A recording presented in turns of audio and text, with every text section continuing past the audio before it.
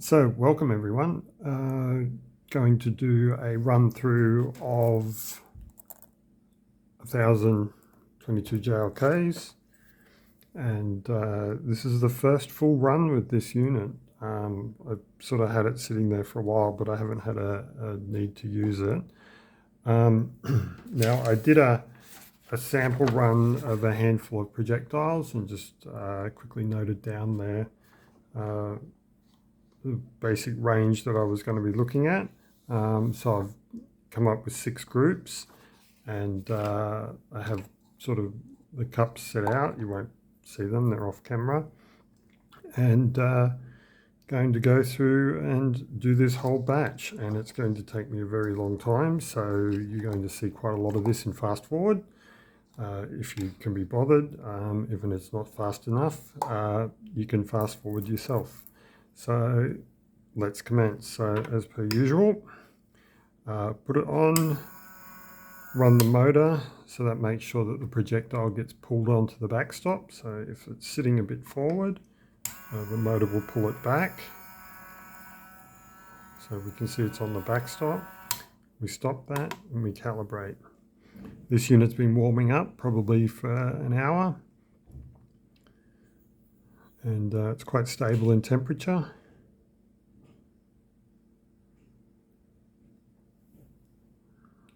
So here we go. So 40, 55.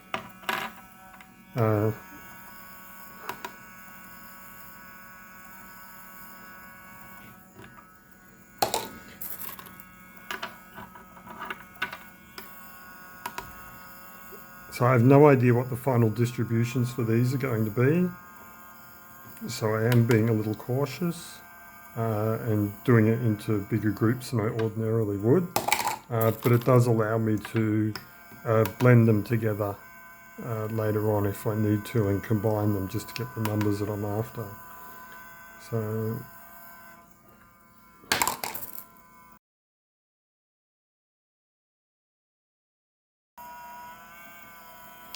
one of my first big ones is nearly 100. So with this unit, I get numbers that are a lot higher from the full range. So I don't get the low zeros. Everything is elevated up.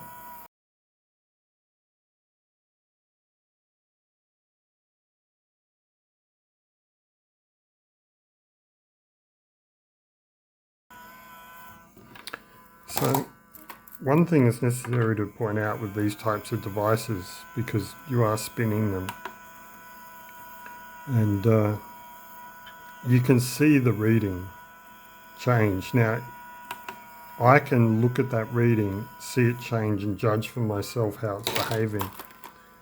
But I've seen some of the devices, and they kind of hide that number from you. And I really don't agree with that, because you can see that you measure it over and over again, and you can get some variation. And whilst most of them will be very close, it might sometimes accidentally read over. It can never accidentally read under.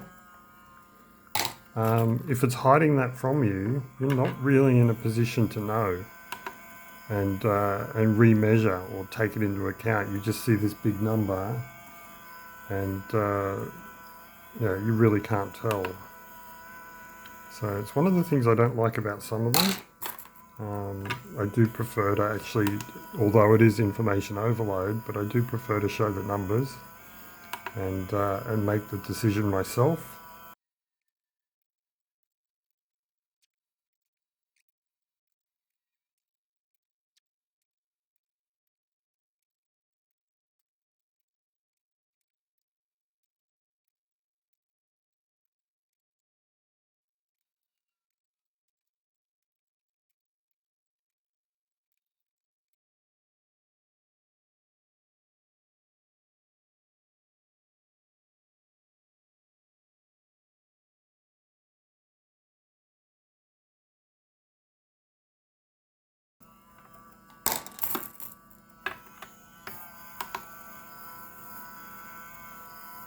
Whoa, hang on.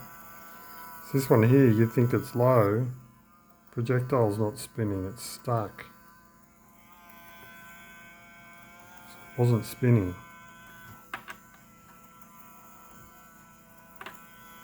Maybe it had a bit of grit on it.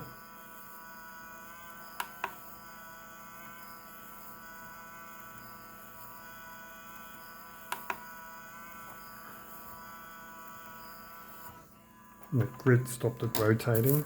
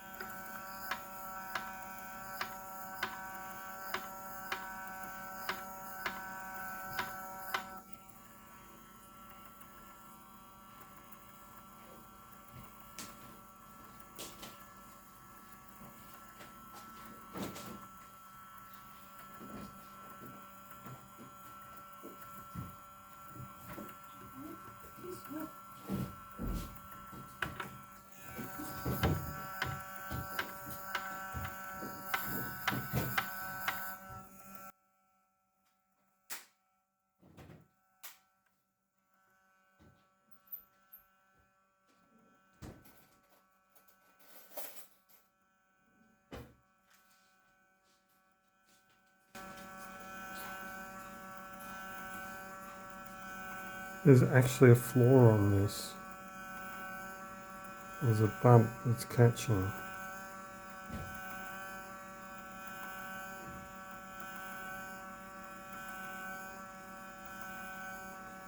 Okay.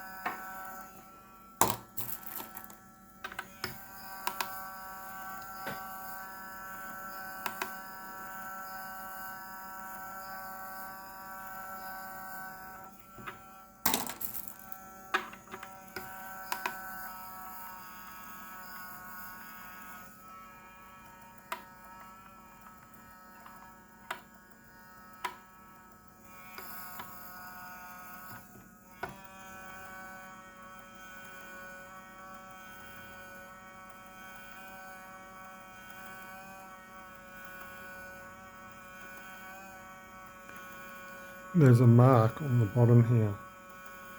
It's catching on that. So it's actually quite significant because it's spinning in flight, so that's going to cause it to wobble. Well,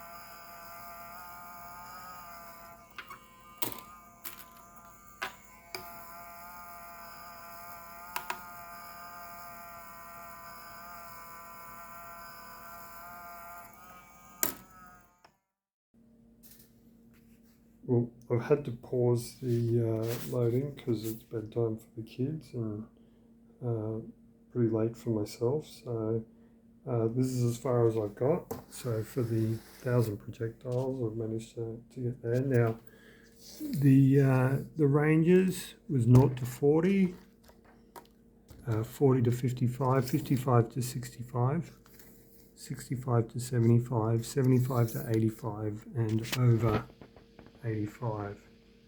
And distributions, quite strangely, are quite even through this range and up into here. So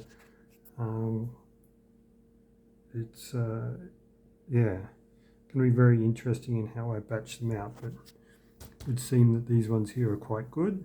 Probably a lot of these could be merged in with these, probably these in with those, and then yeah. But for the first full run, been a few hiccups. So the O-ring wasn't quite grippy enough, and got a bit of grip on the bearings. That wasn't too bad, but overall it's sort of holding up, and I'll finish this off tomorrow night. Well, after many hours of measuring, finally finished the 1,000 projectiles. I'm just going to weigh the batches so I can get an idea of how many is in each one. So I did 6 batches, which was 0 to 40, 40 to 55, 55 to 65, 65 to 75, 75 to 80, which is off screen, and 75 to 85 and 86 plus. So just to weigh them, I'll put this out of the way.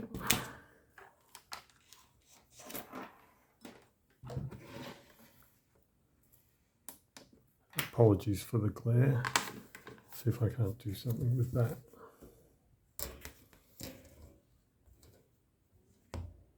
So it's very makeshift. So 0 to 40. Oops. Just have to give up on the glare. 0 to 40 is 341 grams. 40 to 55 is 1159 grams. 55 to 65 is 1117. 65 to 75 is 946. 75 to 85 is 729. And 86 plus is 859. And there was some going into that were up over 130. So it's sort of, as it starts to tail off, the numbers can get a bit crazy. So there was a couple of things that came from it though that I want to talk about, and I'll just have to get a fresh sheet of paper for it. And one of the things I noticed was that when measuring, and it's probably not going to work, but with some of them, we still roughly zeroed.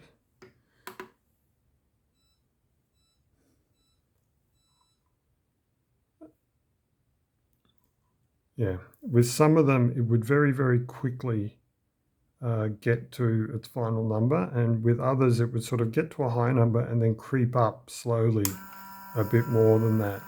And this one was one that would creep up, but it's not going to do it now while there's an audience. So 90, yeah, it's decided not to do it. Got another one, I'll try that. suspected this was going to happen. And that one jumped straight to the high number. Well, here it's sort of creeping up a little bit. It takes a while to creep up, but it does get there. So that's what I was talking about. Whereas with others, it's just bang, there, bang. Oh, it's got a little bit of creep, but really jumps straight up. So I was having a think while that was happening about what might cause it. And excuse my drawings, but one of the things I was thinking, if I've got the outer jacket of each one and pretend they're actually circles, I speculate that where it jumps straight up to the large number, the core is in sort of offset like that. So straight away, there's no issues. It just jumps from the largest number to the smallest number and gives you that difference. What I suspect is happening in the other one is that you sort of have this situation where there are flaws on the inside,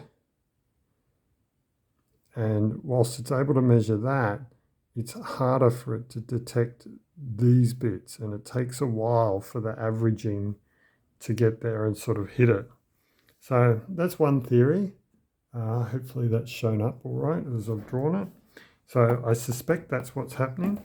Now another issue I had, and it's relating to the fact that this is a new unit, and I've made some design changes. And one of the design changes I made was to try and get the motor quieter. And so what I did was, and it's a geared motor, because to do belt reductions to get the speed down would just make it too big. So there are some nice little compact geared motors out there. So I'll just open it up and show. Because yeah, this is very prototype. So yeah, I wanted to reduce the noise, and I think we have it. So yeah, it's a geared motor. Now, what I wanted to do was had it a lot more hollowed out, and I just had some foam in there to try and hold the actual motor itself and keep clearance around the gears, so that air gap would allow it to be a bit quieter. I had the same in here, but one of the things was that foam actually in the base here completely filled this bottom section, and the gear was coming in contact with it, and that caused the motor to slow down a little bit.